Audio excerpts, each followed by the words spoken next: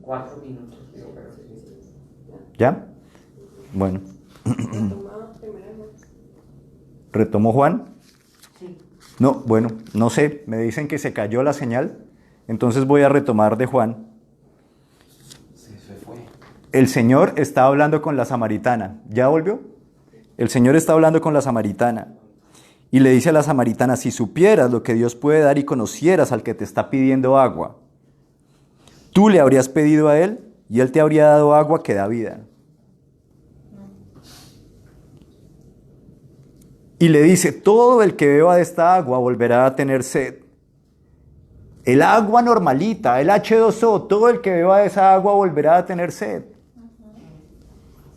O sea, no sacia. Si saciara de verdad, no tendría necesidad de volverla a tomar. No sacia.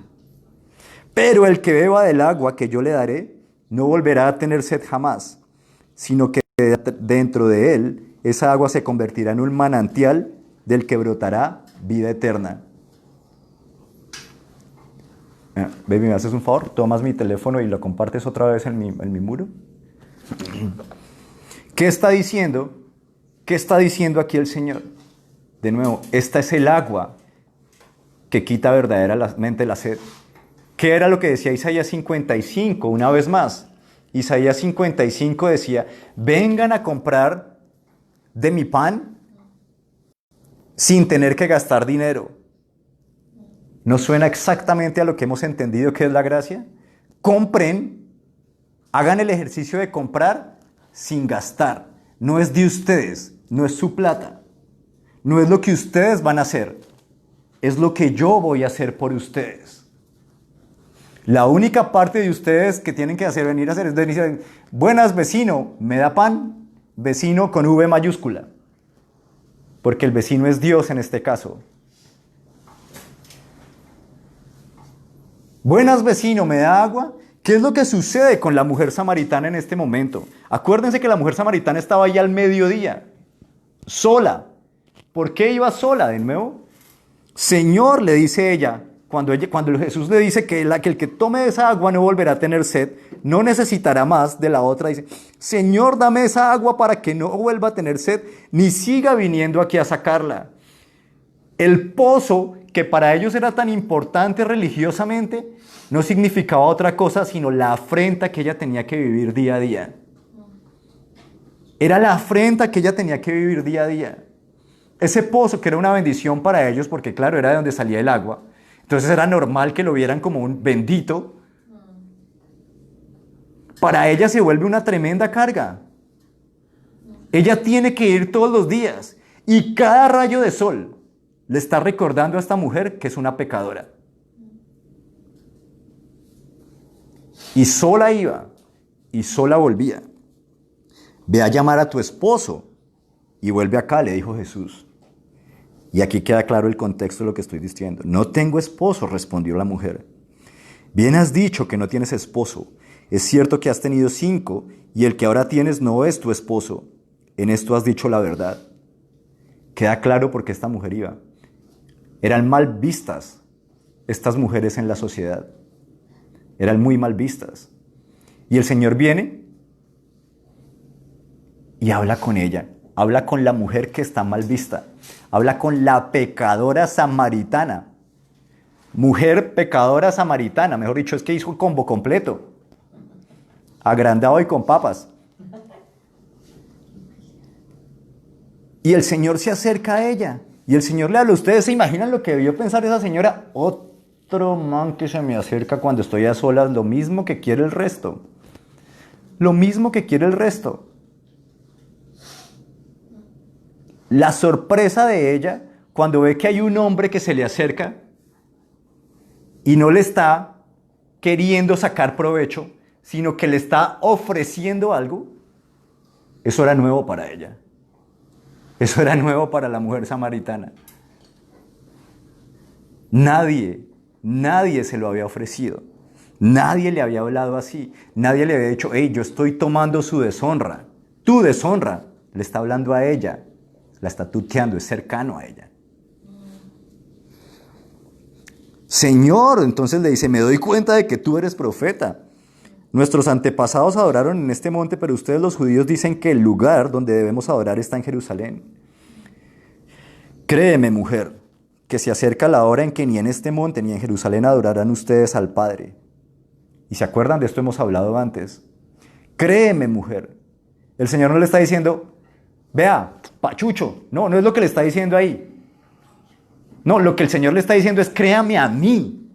Ni en este pozo, el punto no es creerle a la religión, porque ni este pozo, ni el templo de Jerusalén, no es esta posición política y no es la otra posición política. No lo es. No es esta posición teológica y no es esa otra posición teológica. Porque además, muy interesante, en esa época tampoco desligaban la teología de la política.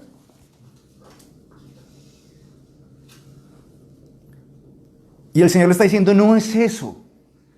No es esto. Créame a mí, que no es ni lo uno ni lo otro. Ahora ustedes adoran lo que no conocen y nosotros adoramos lo que conocemos, porque la salvación viene de los judíos. Pero se acerca la hora y ha llegado ya en que los verdaderos adoradores rendirán culto al Padre en espíritu y en verdad, porque así quiere el Padre que sean los que le adoren. Dios es espíritu y quienes lo adoran deben hacerlo en espíritu y en verdad. Y el Señor viene y le ofrece a la mujer samaritana un agua, entonces, que sacia de verdad.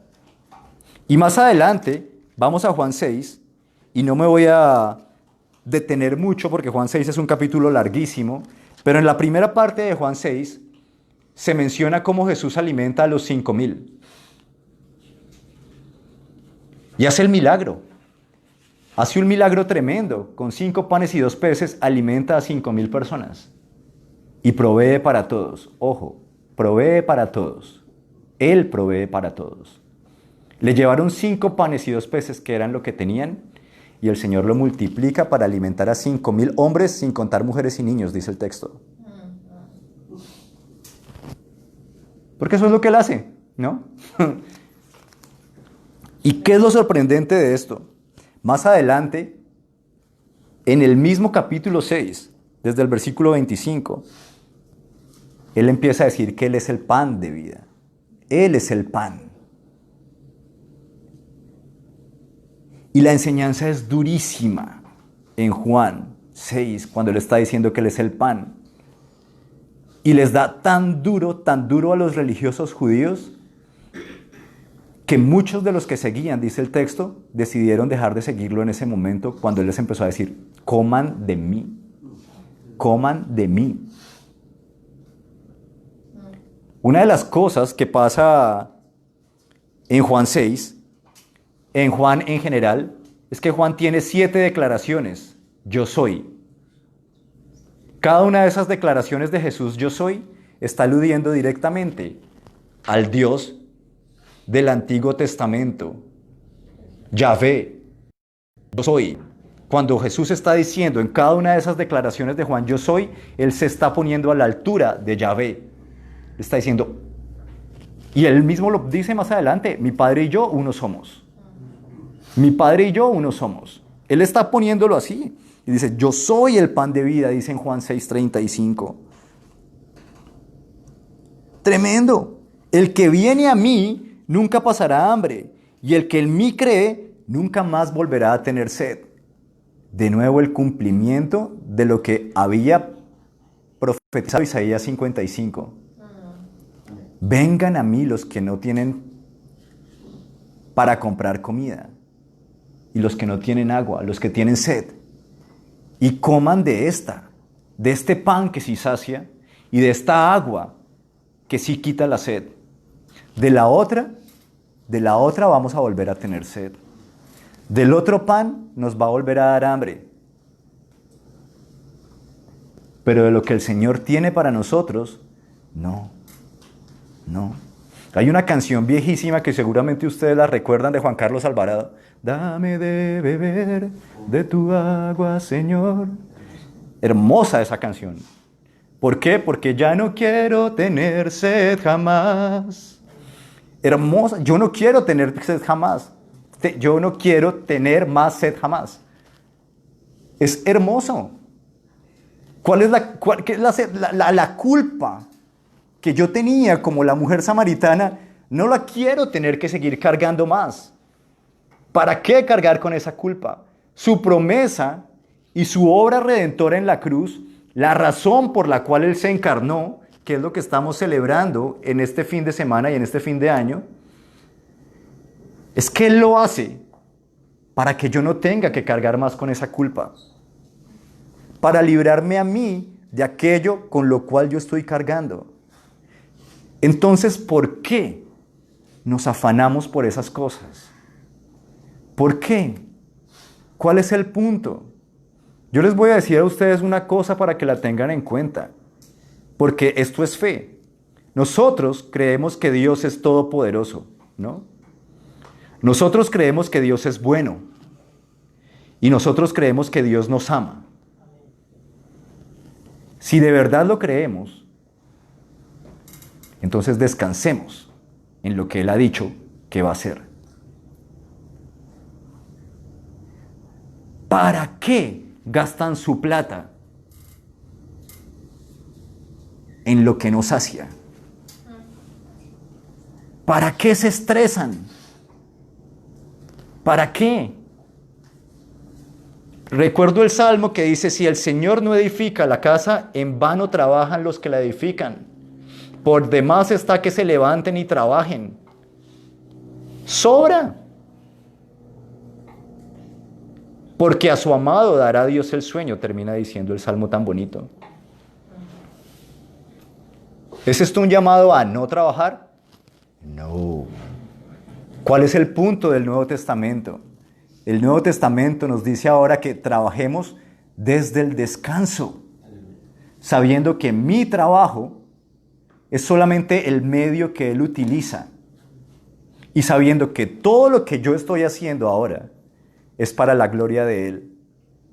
La ley nos decía ciertas cosas. La ley nos decía, el 10% de sus ingresos le pertenecen al Señor.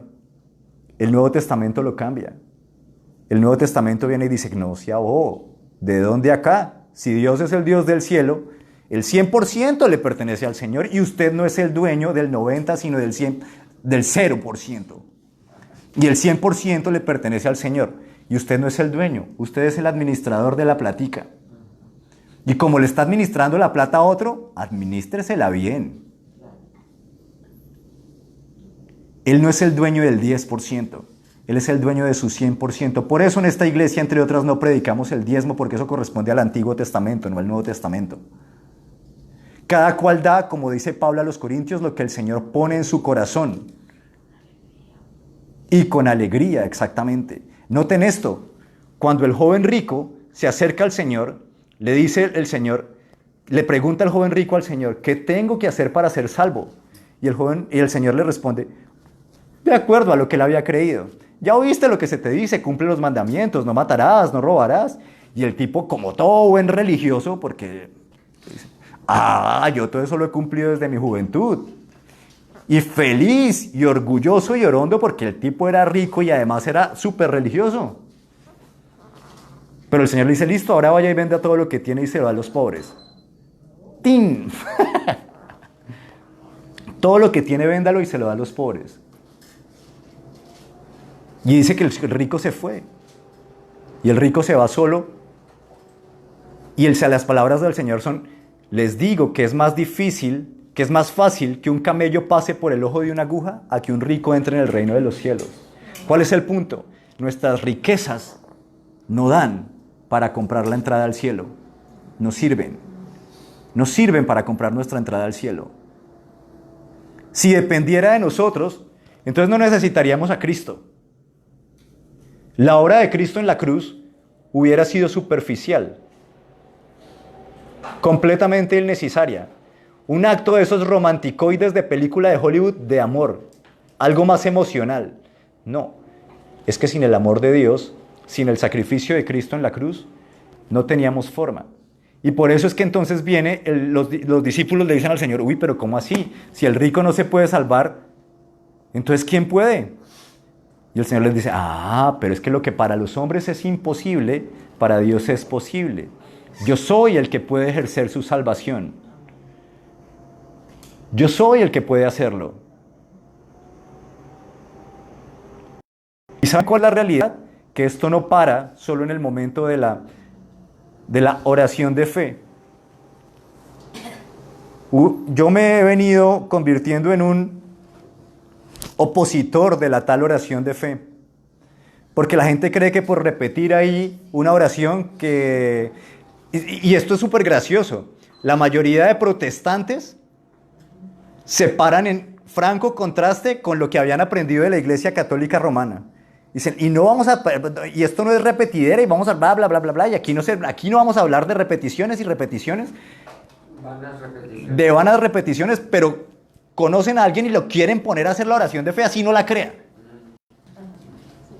Y el punto de la oración de fe no es que la oración sea mágica, sino que está expresando con la boca lo que la persona está creyendo en el corazón. No es por repetirla que la persona se hace salva, sino por creer las palabras que está diciendo. Y eso lo dice Pablo en Romanos 10. Romanos 10:10. Que si confesares con tu boca que Jesús es el Señor y creyeres en tu corazón que Dios lo levantó de los muertos, serás salvo. Pero es confesar con la boca lo que ya antes había creído en mi corazón. Y esa es la parte que a mí me parece importante de nuevo. El punto de todo esto es que Él es el que hace. Y mis obras van a hablar si estoy creyendo o no estoy creyendo. No me salvo por obras, pero lo que yo estoy creyendo se nota en mis obras. Por ejemplo, si como estábamos hablando antes, yo creo que Dios es bueno, todopoderoso y me ama, la obra natural es descansar tranquilo en cuál es mi parte. Porque yo sé que lo que sea que yo haga, la provisión depende de Él. Y Él es bueno, todopoderoso y me ama. ¿No produce eso descanso? Entonces, cuando yo me estoy estresando por mis ingresos, por mi trabajo, por todas esas cosas, ¿qué es lo que está pasando? Estoy diciendo, no te estoy creyendo. Una cosa es lo que nosotros hablamos. Y otra cosa es lo que nuestras palabras y nuestras acciones están revelando. Y nuestras acciones terminan revelando estas cosas. Siempre. Acuérdense que otras veces he estado yo diciendo aquí lo mismo. Las acciones no son sino el reflejo de las actitudes que vienen detrás. Uno hace lo que uno está creyendo, si no, no lo hace. No podemos. O sea, nosotros somos seres volitivos, funcionamos con base en lo que está en nuestra voluntad, tenemos libre albedrío. Cuando vamos y tomamos una decisión, la tomamos, cuando vamos a ejecutar una acción, ejecutamos una acción de algo que ya hemos decidido en un momento anterior. Lo otro corresponde a problemas, no sé, o a un niño, o a problemas mentales, o a alguna forma de problemas mentales en general. Alzheimer, demencia senil, cosas en las que las personas ya no pueden decidir por sí mismas, pero no para nosotros, adultos normales. No para nosotros, adultos normales. Nuestra fe finalmente se va a ver reflejada en acciones. Nuestra fe se va a ver reflejada en acciones. Entonces, ¿por qué nos cansamos? ¿Y por qué nos agotamos con esas otras cosas? El llamado del Señor es a trabajar desde el descanso y desde el reposo.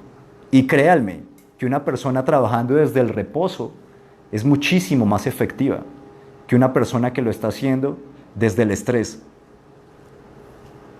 También hay cualquier cantidad de estudios sobre eso.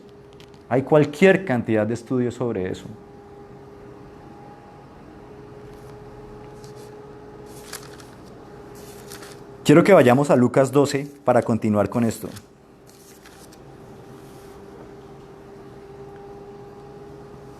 Lucas 12, desde el versículo 13 en adelante, miren lo que sucede. Uno de entre la multitud, dice, le pidió, Maestro, dile a mi hermano que comparta conmigo la herencia. Y fíjense la respuesta del Señor. Hombre, ¿quién me nombró a mí juez o árbitro entre ustedes? ¿Quién me nombró a mí para esas cosas? El Señor no vino a ser un juez terreno. De esos ya hay, y no han hecho sino mostrar su increíble ineficacia a lo largo de la historia para producir justicia. Y les dice el Señor, pónganle cuidado a esto, tengan cuidado, advirtió la gente, absténgase de toda avaricia. La vida de una persona no depende de la abundancia de los bienes que posee, no depende.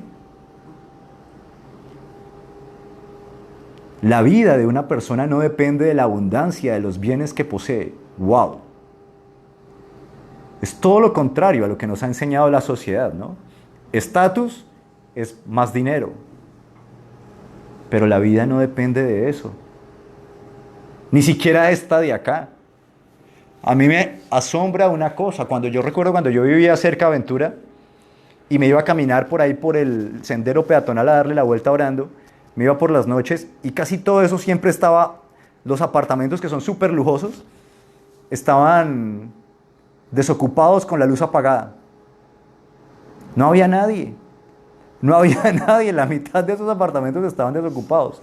Y recuerdo que cuando mi abuela vivía, una vez nos fuimos a pasear a Key Biscayne, que también es súper lujoso. Y estábamos ahí caminando y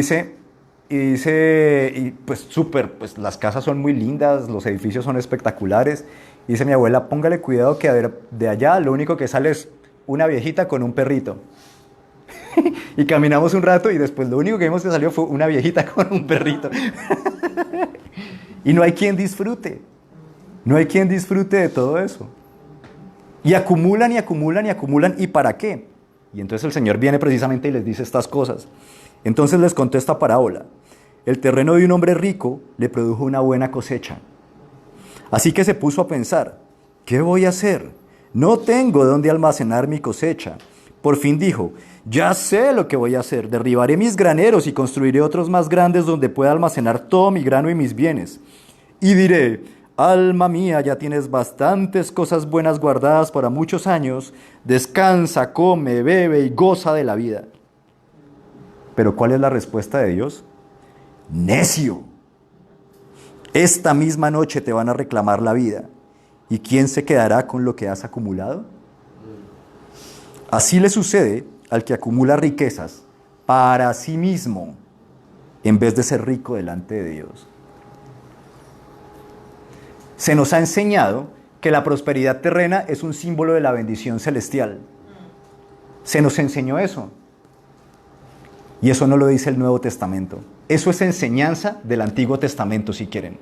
Pero el Nuevo Testamento óiganme bien, ni una sola vez habla bien de la riqueza. Ni una sola vez habla bien de la riqueza. Ni una sola vez habla bien de la acumulación. Y yo no sé en cuál momento les dio bueno, yo sí sé, y vamos a mencionarlo. Les dio por cambiar eso. Pero Jesús fue pobre. De hecho, cuando Jesús se fueron a seguir los unos, les dice, Señor, queremos seguirte, hágale, pero yo no tengo dónde, ni siquiera tengo dónde acostarme a dormir. No tengo almohada, el Hijo del Hombre no tiene dónde recostar su cabeza, fueron las palabras del Señor. No tengo ni siquiera una almohada. ¿Quieres seguirme? Hágale. Son las palabras, no son mías, no me lo estoy inventando, son las palabras de Jesús. Y aquí viene y les dice esta cosa. ¿Pero qué sucede? Resulta que cuando comienza la Reforma Protestante, viene Juan Calvino, y Juan Calvino viene y dice que hay unos que están predestinados y hay otros que no están predestinados, y los que están predestinados se salvan y los que no están predestinados se condenan. Y entonces se vuelve el debate, ¿y yo cómo sé si estoy dentro de los unos o dentro de los otros? Y esto precisamente está en un libro que es importantísimo en la historia del pensamiento occidental, en la historia de la modernidad, de un libro que se llama Max Weber, de el protestantismo y la ética, el capitalismo y la ética protestante del trabajo. Y este señor Max Weber viene y dice, el capitalismo se desarrolla en nuestros países gracias a la reforma protestante. Y todos los reformados son, ¡ay, qué bonito! Miren cuánto desarrollo ha traído la reforma a este mundo. Pero se les olvidó mencionar una cosa. El capitalismo se produce por el miedo que tenía el reformado a no saber si era o no el elegido. Si era el predestinado, porque como uno no tenía la forma de saber si era, porque ¿qué pasa si yo creo que soy pero no soy? Entonces lo que se inventaron ellos, y esto no es mentira, esto empieza en Europa y luego se exporta aquí para América. Entonces lo que empezaron estos señores a hacer es, bueno, pues como no tenemos forma de saber si somos predestinados o no, miremos a ver por medio de la riqueza terrenal, de las bendiciones terrenales, si estamos o no bajo la bendición de Dios. Y entonces se vuelven súper austeros y empiezan a prosperar. Pero noten que la motivación de esto es increíblemente equivocada. La motivación de esto es religiosa al final de cuentas. El nombre de la gracia terminan saltando a la religión. ¿Por qué? Porque la gracia me está diciendo que todo depende de Él. Y que yo lo único que tengo que hacer es disfrutar. Pero la única forma de yo saber si soy entonces ahora es si estoy acumulando. O sea que se vuelve lo que yo hago para saber si soy o no soy. Y el enfoque cambia. Y el enfoque deja de ser mi fe. La forma de saber es por fe. Dios hace y yo le creo o no le creo. La forma de saber es por fe. Y la fe es una forma superior al conocimiento intelectual. Y eso es como, wow. Pero viene esta forma de teología, y esta forma de teología viene y dice, no, entonces, la única forma de saber es si usted está bendito en esta tierra, mejor dicho, si todo lo que usted está haciendo sale bien, entonces usted es el elegido. Y entonces, ¿y dónde dejó a Pablo? Porque lo único que llevó este señor fue palo. Pablo decía, yo no tengo nada. También, todo lo he perdido por seguir a Cristo. De hecho, dice Pablo. Y Cristo viene y dice, yo tampoco tengo nada. Y vienen estos otros y se inventan que la prosperidad económica es símbolo entonces de la elección. Y eso se traslapa para acá. Se traslada a esta sociedad y se traslada a América Latina, porque finalmente América Latina en general termina haciéndose cristiana protestante por la influencia del evangelicalismo gringo. Y entonces se vuelve eso, que la bendición económica es así. Pero la Biblia está diciendo, oiga, ¿para qué la acumulación de bienes? ¿Para qué? Díganme una sola parte. Yo los reto a que me digan una sola parte en el Nuevo Testamento donde se hable bien de las riquezas. Y yo les voy a decir una cosa, el Señor sí prospera, pero el Señor no prospera para que yo me quede rascándome el ombligo. El Señor prospera en la medida en la que yo estoy dando, y insisto con esto, no es el 10%. El Señor me está pidiendo a mí el 100%. ¿Qué estoy haciendo con cada centavo que yo tengo? Le tengo que responder a Él. Con cada centavo mío le corresponde a Cristo. Cada centavo mío le corresponde a Dios. Y mi plata es toda para su gloria. Mi plata no es mía. No. Mi plata no es mía. Mi plata es, yo soy el administrador, tienes toda la razón. Lo que yo recibí, mejor dicho, es para su gloria. Y lo estoy dando de vuelta. Y no me corresponde a mí. ¿Por qué entonces desgastarse tanto en buscar plata? George Mueller, de nuevo, una vez más, George Mueller, recoge cualquier cantidad de dinero, pero él no la utilizó para acumular él. La utilizó para bendecir siempre a otros.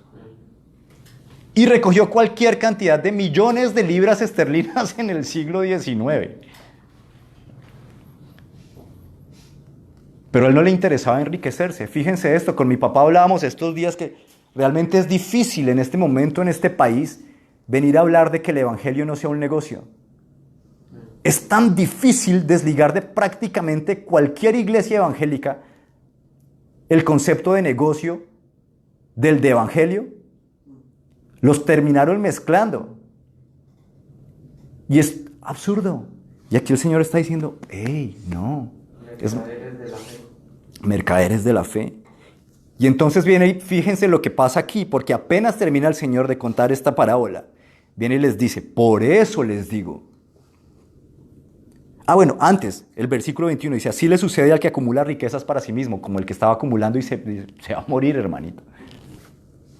Y todo lo que hizo en su vida fue acumular riquezas. En estos días hablábamos, el miércoles que estuvimos acá, hablábamos de un podcast que yo estuve oyendo hace algún tiempo sobre experiencias cercanas a la muerte. Y hay unas de esas que están bien documentadas. Y entonces yo me puse a oír el podcast otra vez, porque ya lo había oído hace como un año, creo, y me puse a oírlo otra vez.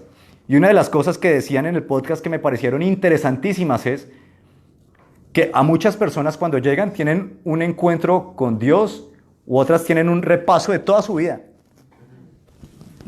que pasa súper a toda velocidad, pero es claro para ellas que tuvieron un repaso de la vida. Yo me imagino que es como cuando uno sueña, ¿no? Que todo lo ve como en serie, pero todo está pasando muy rápido dentro de la mente de uno. Y una de las cosas que decían en este podcast era que les sorprendió que a nadie en el cielo, cuando le estaban celebrando sus buenas obras, le hablaban del ascenso y del trabajo. A nadie le hablaron del trabajo, y a nadie le hablaron del ascenso, y a nadie le hablaron de los millones que obtuvo, o los que no obtuvo. No era parte del tema. Y tanto que en una cosa muy graciosa, uno de los testimonios es de una persona hasta se enojó. Dice, pero ¿cómo así? A mí no me están teniendo en cuenta toda la plata que yo conseguí. Porque no era relevante. No es relevante para el cielo. No es relevante. No es tan relevante qué tanto consiguió como lo que está haciendo con lo que consiguió. ¿A quién le está dando la gloria? ¿Ustedes se acuerdan de la viuda pobre, de la ofrenda de la viuda pobre? Viene la viuda pobre y da unos centavitos, comparada con el otro que llegó y dio.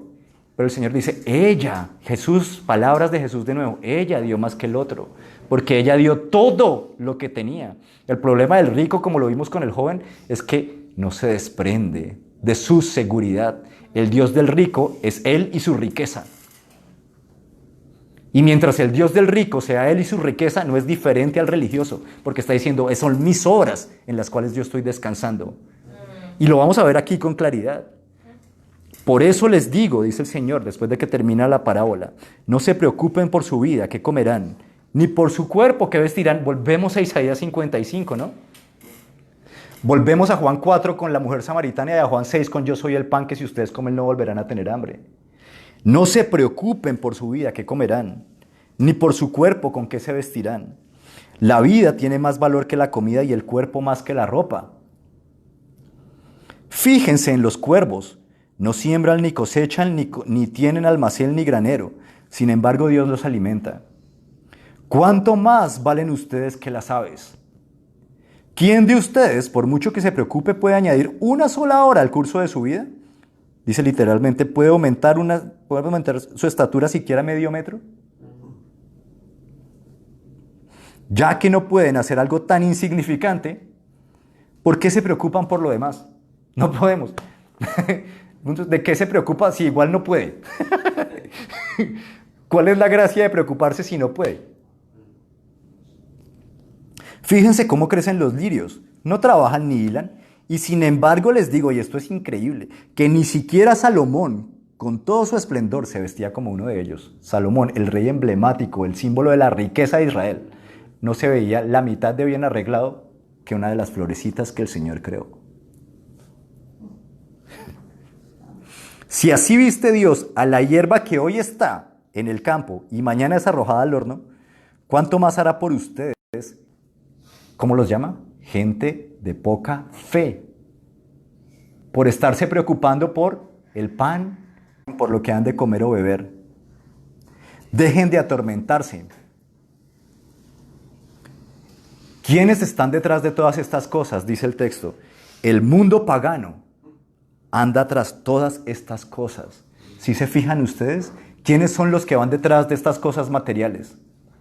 ¿Quiénes son los que se están preocupando día a día? Preocupando día a día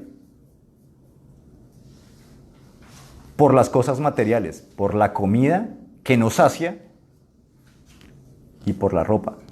¿Quiénes son los que se están preocupando? Los paganos, palabras literales de Cristo de nuevo, no palabras mías. Los paganos. El mundo pagano anda tras todas estas cosas. Pero el Padre, ustedes tienen un Padre. El Señor cuando viene e introduce el concepto de Padre, cuando Jesús viene e introduce el concepto de Padre, su punto es el de un Padre bueno, el de el modelo de Padre. Él es lo que significa ser buen Padre. Entonces, su Padre sabe que necesitan todas esas cosas y un buen papá no va a dejar al hijo botado. Su Padre sabe que necesitan todas estas cosas. ¿Qué es lo que dice el Señor? Ustedes, por el contrario, busquen el reino de Dios y estas cosas les serán añadidas. Ustedes, por el contrario, trabajen y preocúpense por dónde van con qué van a pagar los recibos. ¿Dice eso? Esfuércense y cánsense. ¿No? No es lo que dice. Busquen primero el reino de Dios y estas cosas les serán añadidas. Hay una diferencia tan grande entre trabajar, que sí, toca trabajar, pero ¿cómo voy a trabajar? ¿Voy a trabajar entendiendo que mi provisión viene de Dios o todavía creo que mi provisión es mía? Porque si creo que mi provisión es mía, por la forma en la que yo me estoy matando, entonces no soy diferente a un pagano. Palabras literales de Cristo una vez más.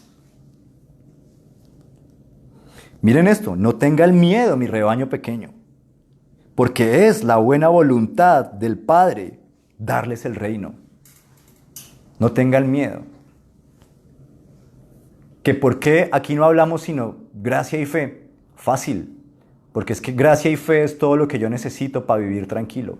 Su gracia y lo que yo le creo. Si yo le creo a Él, no tengo miedo. No tengo miedo. ¿No es sencillo? Si yo le creo a Él, pues porque ¿quién es el que está? De hecho, en el Antiguo Testamento también lo dice, el Señor está delante de mí como poderoso gigante. Que se venga el que se venga, que el Señor está detrás mío. Delante de mí viene y dice. Y el Salmos también viene y dice que Él es el que me cuida y el que me guarda. ¿Yo le creo o no le creo? Eso es lo que hace la completa diferencia en la vida del cristiano. ¿Qué estamos creyendo? Porque muy bonitas las palabras, sí, yo creo. Sí le creo que Él es bueno, que es todopoderoso y que me ama, y que por lo tanto Él va a tener cuidado de todas mis necesidades. No tengan miedo. Él es bueno, Él es todopoderoso y Él nos ama. Vendan sus bienes y den a los pobres. Oiga, todo lo contrario a lo que decía el rico de la parábola, ¿sí? el rico insensato que estaba acumulando. Vendan sus bienes y denlos a los pobres. Provéanse de bolsas que no se desgasten. Está hablando del cielo, está hablando de Isaías 55, está hablando de lo que Él da de nuevo, de las bolsas que no se desgastan. Acumulen un tesoro inagotable en el cielo. Y esta es una pregunta que a mí me parece muy obvia. ¿Para qué acumula uno tanto acá? ¿Para qué pensar acá en hacerse rico si uno va a morir? ¿Para qué? No hay entierro con trasteo. No hay entierro con trasteo. ¿Para qué trabaja? O sea, ¿para qué desgastarse tanto y tanto pensar en acumular? Si esto es todo lo que hay. Pero si yo estoy pensando que de lo que yo estoy obteniendo voy a dar, entonces puedo descansar. Porque es que a la larga, si no hay vida eterna, la misma me da ser rico o no ser rico. La misma me da. ¿No? O sea, si esto solamente va a durar hasta que yo me muera, la misma me da. La misma me da si me enriquezco o no me enriquezco. La misma me da si me dedico a la parranda o me dedico a la vida más austera. No hace ninguna diferencia. Por eso es que en el siglo XX aparecen estos existencialistas ateos y empiezan a decir como Camus, ¿por qué no el suicidio? Si es que la misma va a todo lo que uno haga. La pregunta básica de Albert Camus era, ¿por qué no el suicidio? ¿Por qué? Pues porque si no hay Dios, la misma da todo lo que uno haga. Si todo lo que hay es esta existencia física terrenal, todo lo que yo haga después no importa. No importa. No importa si acumule mucho o no acumule poco. Y por eso decía por eso decía Sartre también, ellos eran los dos grandes existencialistas franceses, ateos. Decía, se vuelve la vida una náusea, haga lo que uno haga. Qué pereza, lo único que produce es náusea, ganas de rebotarse, y entonces, ¿por qué no me suicido más bien? Tremendo, pero la verdad es que la pregunta es legítima, si no hay Dios, ¿por qué no? En cambio, si hay un Dios y si hay una vida eterna, lo que vale la pena es trabajar para esa vida eterna, ¿sí o no? Hacer las cosas para esa vida eterna. Y eso es lo que el Señor está diciendo acá. Acumulen un tesoro inagotable en el cielo, donde no hay ladrón que aceche, ni polilla que destruya. Pues donde tengan ustedes su tesoro, ahí estará también su corazón. ¡Oh! ¿Dónde está mi tesoro? ¿En las riquezas de esta tierra? ¿En lo que dice esta tierra? Hemos hablado de las riquezas, pero yo quiero terminar con otra cosa. Porque de nuevo el punto de todo esto es que el centro es Cristo y solamente Cristo. Y si estoy en Él, seguro que Él me va a dar, pero de nuevo, si yo estoy entendiendo lo que yo recibí, también lo voy a dar de vuelta. Y créanme, que es que la acumulación no tiene ningún sentido cuando uno mira alrededor, tanta gente en necesidad. No la tiene. No la tiene. ¿Para qué acumulación? Es que no está viendo, pues no está abriendo los ojos. Y menos nosotros que somos hispanos, que venimos de nuestros países y conocemos la realidad de nuestros países. ¿Pero en serio está hablándome de acumular? ¿En serio? O sea, no, es que vale la pena que nos evaluemos el corazón con eso. Pero quiero de nuevo, como les decía, ir aquí antecitos a Mateo y hablar de otra cosa ahora, que es una cosa que me ha parecido también muy interesante y que la estaba pensando y que me pareció espectacular. Mateo 10. Reunió a sus 12 discípulos y les dio autoridad para expulsar a los espíritus malignos y sanar toda enfermedad y toda dolencia. Y estos son los nombres de los 12 apóstoles. Y eso es lo que quiero, mencionar los nombres de los 12 apóstoles. Primero Simón, llamado Pedro y su hermano Andrés. Jacobo y su hermano Juan, hijos de Zebedeo. Felipe y Bartolomé. Tomás y Mateo, el recaudador de impuestos. Jacobo, hijo de Alfeo, y Tadeo. Simón el celote y Judas Iscariote, el que lo traicionó. Los 12 apóstoles. Y aquí quiero mencionar una cantidad de cosas de lo más interesantes. Judas Iscariote primero, empecemos, por el que lo traicionó. Religioso como el que más este señor. Cuenta la Biblia en el Evangelio de Juan, que cuando al Señor, aquella mujer de dudosa procedencia fue a ungirle los pies, rompió un frasco de perfume muy caro, muy caro, Perfume de nardo. y lo regó sobre los pies de Jesús en un acto de completa humildad. Y Judas, súper religioso, Judas Iscariote, viene y dice, ¡ay! Pero ¿cómo así que se lo está ofreciendo al Señor? Debería haberse vendido y entregado a los pobres, dice este tipo. Judas Iscariote. Fíjense lo que hace la religión. Ese fue el que lo traicionó. Se mencionan otros dos que quiero aquí dejar claros. Simón el celote. Dentro del judaísmo de la época había 4 grandes sectas, de nuevo, teológicas, que representaban grupos políticos. De hecho, había prácticamente 5. Unos eran los saduceos, que eran los que estaban al frente del templo, que eran la clase más alta, poderosa de la sociedad israelita, de la sociedad judía en ese momento. De ahí venían los sacerdotes, de ellos pertenecían Anás y Caifás, por ejemplo. La clase sacerdotal eran los saduceos, eran las élites sociales y políticas y religiosas. El otro grupo eran los fariseos. Había otro grupo que se llamaban los esenios. había otro grupo que se llamaban los esenios, que eran increíblemente religiosos, abstemios y alejados de todo. Y había otro grupo que se llamaban los celotes, que eran una especie de guerrilla que con base en las promesas del Antiguo Testamento creían que tenían que liberarse de todo el mundo y que Israel no podía ser siervo de nadie, que los judíos no podían ser siervos de nadie y que más bien en cumplimiento de las profecías del Antiguo Testamento todo el mundo te tenía que sujetar a ellos. Déjenme decirles una cosa, por esa clase de ideas locas que siguen hoy vigentes, fue que a Judea, literalmente les voy a decir, los celotes y sus ánimos de estar buscando la independencia de Israel, la independencia de los judíos a costillas de lo que fuera para forzar el Antiguo Testamento, su interpretación del Antiguo Testamento además. Fue lo que produjo que en el año 70 Roma entrara y acabara con todo lo que se encontró. Con todo lo que se encontró en Judea.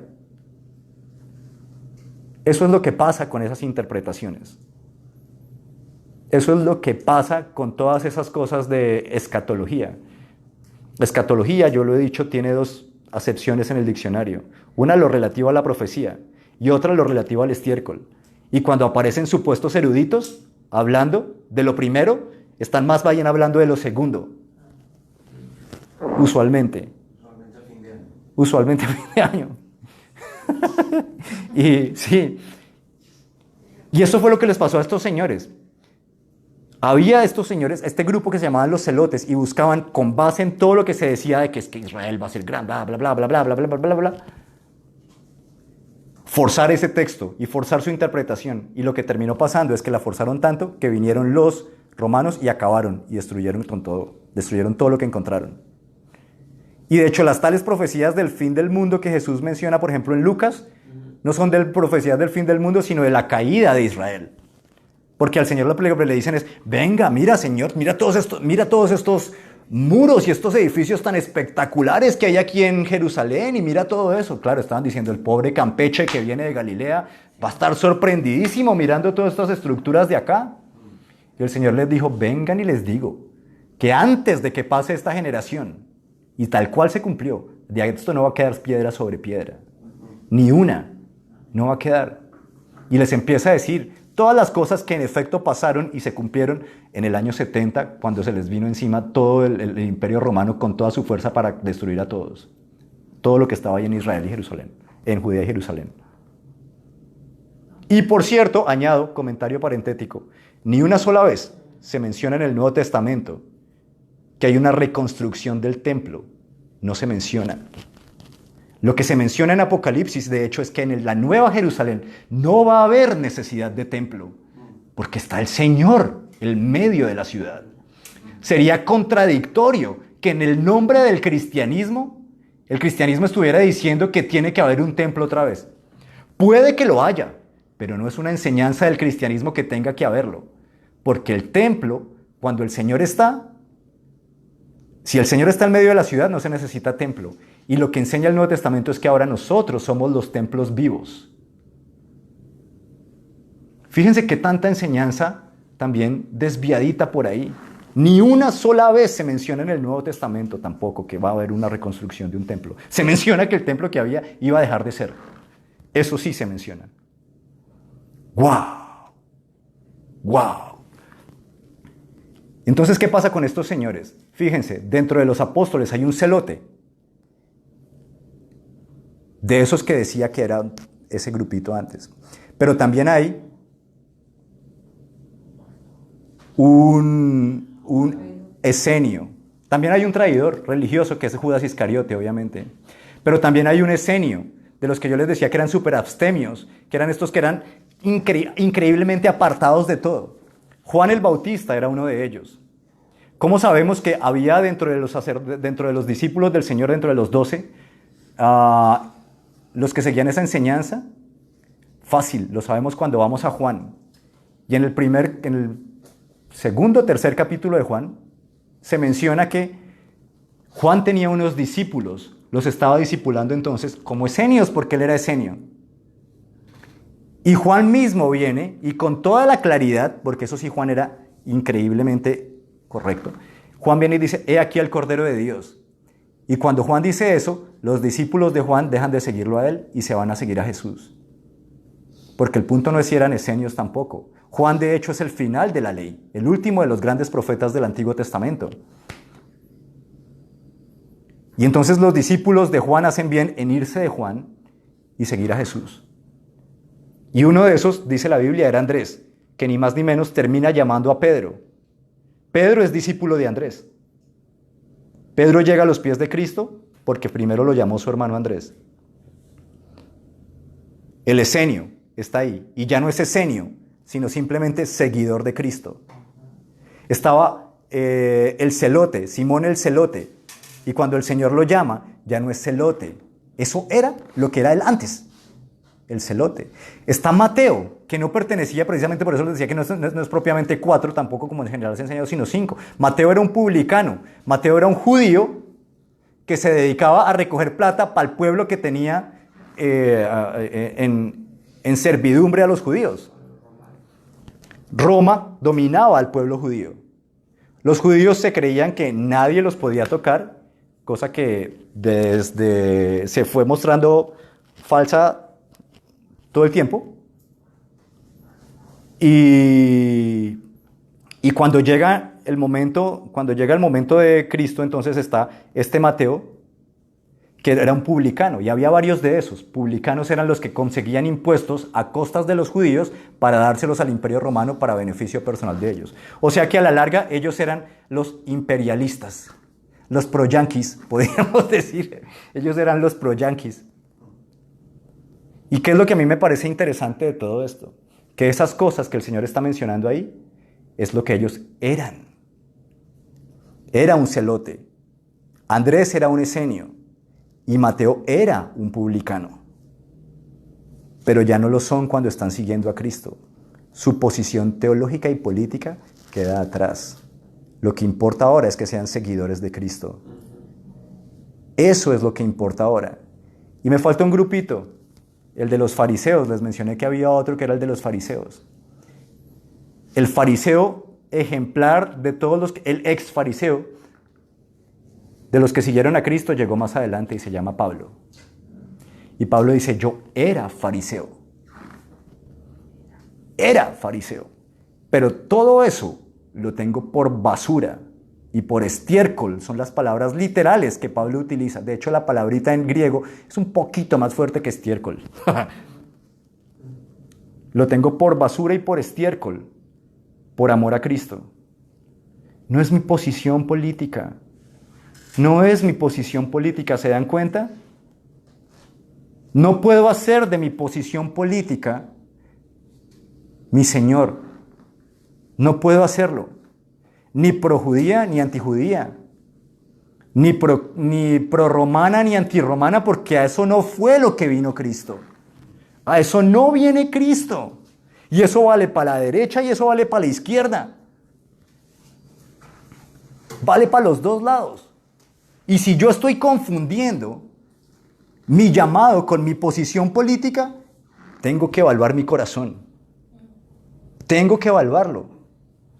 Porque esto no es, y de nuevo, vale para los dos lados.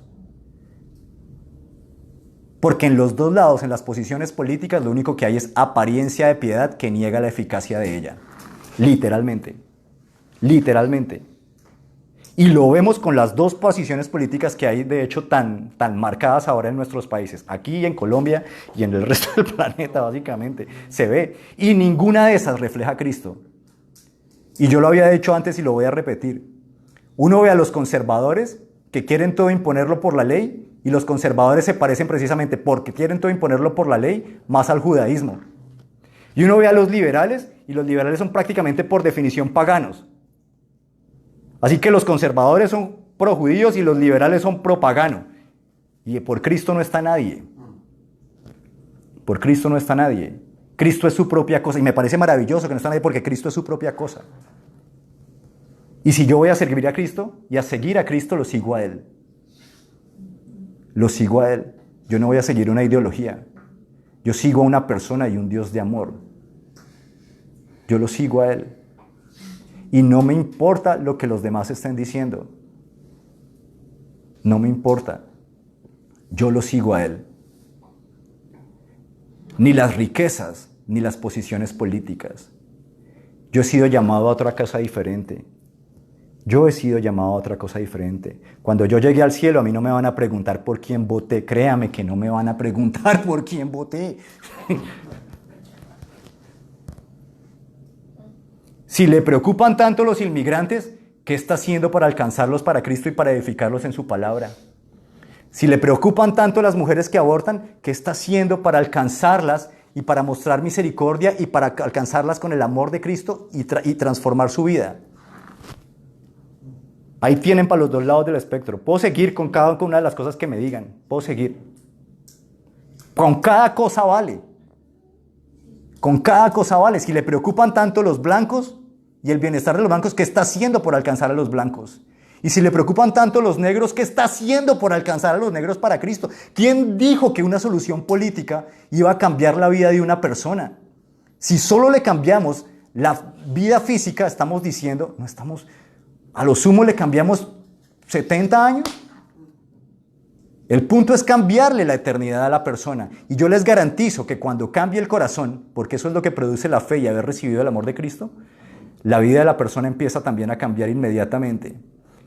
Y su bienestar se vuelve un reflejo de lo que está pasando en su corazón, no al revés. El problema con los dos movimientos políticos, por lado y lado, en serio, y es que uno lo ve clarísimo, es que quieren buscar a punta de ley lo que solo se puede lograr cambiando un corazón. Ese es el problema. Ese es el problema de la política. Y los cristianos se agarran por esas posiciones políticas como si fueran yo no sé qué, como si fueran la doctrina de la salvación, más o menos. Tremendo. Ni la plata, ni el dinero, ni la política, nada de eso. Es Él. Búsquelo primero a Él. ¿Qué estamos haciendo entonces? La Biblia dice, por sus frutos nos conocerán. Es que es lo que yo estoy mostrando, una defensa de una ideología, un interés en hacer más dinero. ¿En serio es mi testimonio simplemente que porque me va bien en mi trabajo entonces soy un buen cristiano? No, claramente el Señor no está hablando de eso. Por sus frutos los conocerán. Y el fruto, dice el Señor en Juan 15, le da gloria. El fruto que nosotros producimos le da gloria al Padre. Son palabras literales de Cristo de nuevo en Juan 15. Y el fruto, dice Juan el Bautista de nuevo súper acertadamente, hagan frutos que demuestren su arrepentimiento. ¡Wow! Y el fruto del Espíritu es amor, gozo, paz, paciencia, amabilidad, bondad, fe, mansedumbre y dominio propio. Y esos son solo ejemplos. También está la esperanza, por ejemplo. La esperanza obviamente es fruto del Espíritu. Hay otros, los podemos pensar. Pero claramente, en esas cosas se ve si soy un verdadero creyente. Creyente es que cree. Eso es lo que significa creyente, ¿no? Si le creo. Así que esa es mi invitación. No nos centremos en el dinero. No nos centremos en posiciones políticas. Centrémonos en dar un fruto y un fruto que perdure. Eso es lo que vale la pena con el Señor. El resto pasa. El resto pasa. Yo los invito entonces a que oremos y tomemos la cena. Pidiéndole al Señor que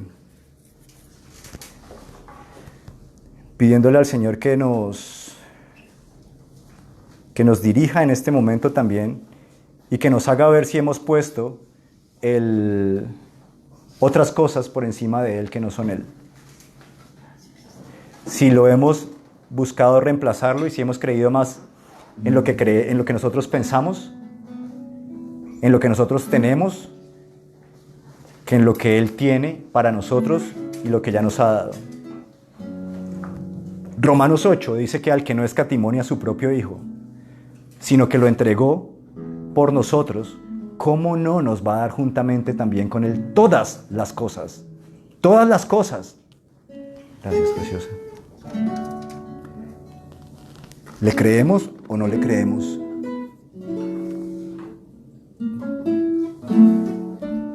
Y si le creemos, descansemos, porque nuestra provisión viene de Él.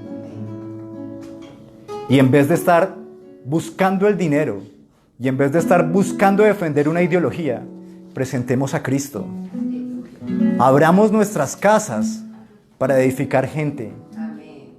Acerquemos a la gente a Cristo. Acerquémosla a Él. Porque lo que importa en el cielo es eso, no la cuenta bancaria, no mi ideología. Lo que importa es Él. Lo que importa es esto que ahora conmemoramos. Que Él entregó su cuerpo para que fuera molido por nuestros pecados y derramó su sangre en la cruz por nosotros, para que por su muerte nosotros tuviéramos vida.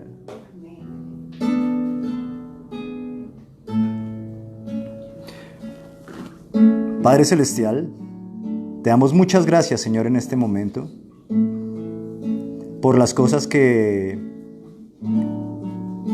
están en tu palabra, Señor. Gracias por las cosas que tú mismo me has hablado y por las que has removido, Señor, en mi pensamiento y en mis actitudes. Señor, perdón porque toda la vida creí que acumular riqueza era deseable y bueno. Señor, porque toda la vida yo también, hasta hace muy poquito tiempo, creí que defender ideologías era lo que tú querías, Señor. Y gracias por abrirme los ojos a tu verdad, porque solo quiero hablar de ti, Jesús. Y quiero utilizar todos mis recursos, Señor, para darte gloria a ti, para descansar en ti, en lo que tú tienes, Señor, para mi vida. Tú, Señor, eres el Dios de toda honra. Gracias por tu misericordia. Gracias por perdonar nuestros pecados. Y te pedimos, Señor, que ahora nos permitas vivir de manera acorde con lo que decimos, que tú realmente seas el centro y el todo. Sé tú nuestro todo, Señor. Ayúdanos, Padre Celestial, Señor, en nuestra poca fe. Aumenta nuestra fe, Señor. Necesitamos que aumentes nuestra fe. Tú has sido bueno, Señor, y nos has dado todas las razones para creerte. Nos las has dado todas. Por eso te alabamos, Señor, y por eso en este momento tomamos tu cena, recordando, Señor, que entregaste tu vida por nosotros. Y te decimos que te creemos cuando dices en tu palabra que si hasta tu vida diste por nosotros, ¿cómo no nos vas a dar el resto de las cosas? Así tomamos, Señor, en este momento esta cena recordando lo que tú hiciste por nosotros. Amén. Jesús, eres mi buen pastor, tú conoces mi camino. Jesús, puedo confiar en ti, oh Dios, me rindo.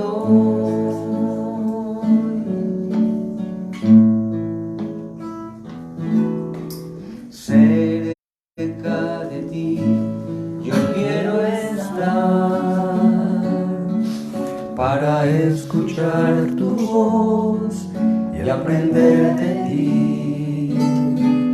Quiero ser un reflejo de tu amor.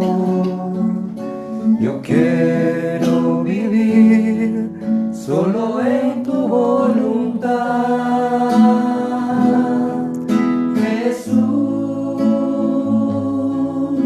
Eres mi buen pastor, tú conoces mi camino. Jesús, puedo confiar en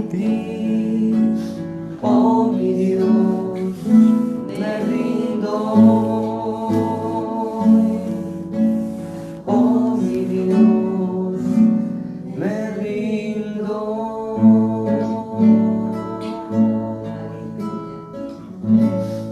Muchas gracias a todos los que nos estaban viendo por Facebook. Que Dios los bendiga y que pasen una muy feliz Navidad.